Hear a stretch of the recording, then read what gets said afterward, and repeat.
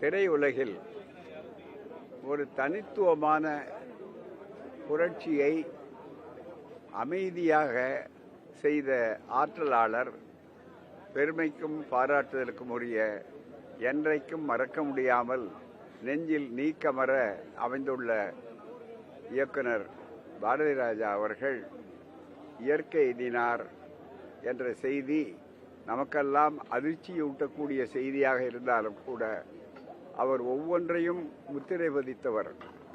ஒரு கிராமத்திலே பிறந்து வளர்ந்து சென்னைக்கு வந்து, சென்னைக்கு அவர் வந்தது மட்டுமல்ல, சென்னையை கிராமத்துக்கு அழைத்து போன பெருமை பாரதி ராஜா அவர்களுக்கு உள்ளது.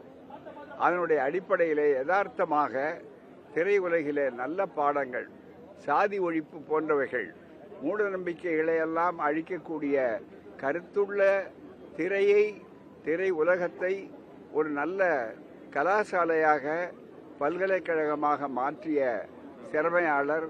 என்றென்றைக்கும் சமூகம் அவருக்கு கடமைப்பட்டிருக்கிறது.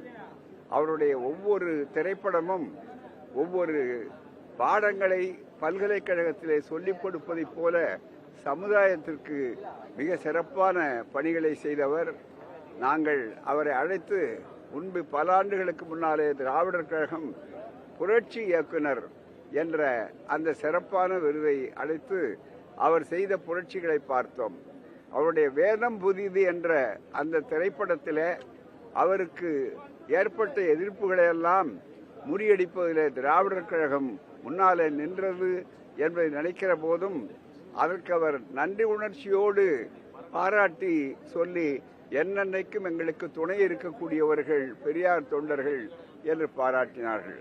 அப்படிப்பட்ட ஒருவரை திரையுலகத்துக்கு மட்டும் இழந்தது என்பது திரையுலகத்திற்கு மட்டும் ஏற்பட்ட நஷ்டம் அல்ல, இந்த சமூகத்திற்கே ஏற்பட்ட மிகப்பெரிய ஈடு செய்ய முடியாத ஒரு பெரிய நட்டம். என்றாலும் இயற்கை எண்ணி ஆறுதல் அடைய வேண்டும், அவ்வளவுதான்.